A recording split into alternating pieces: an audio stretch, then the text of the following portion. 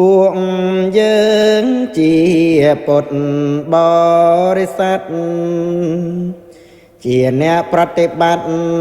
ព្រះពុទ្ធសាសនាឃើញព្រះសង្ឃគង់ចាំព្រះវស្សាក្នុងទីវត្តណាអស់កាល3 ខែ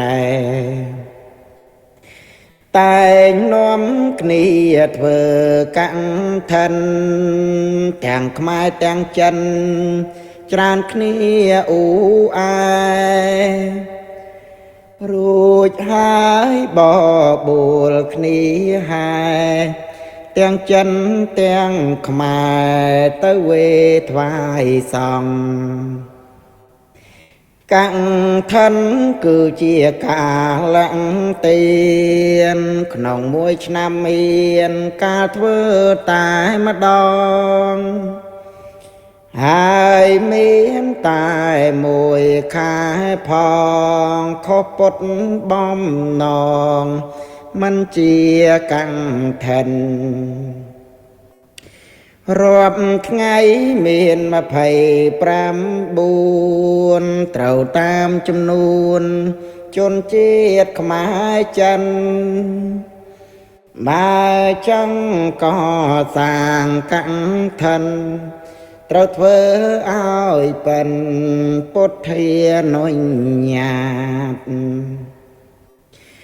រាប់ពី100 ខែសុចត្រូវតាមចំណុចមិនមានអាហារពេញ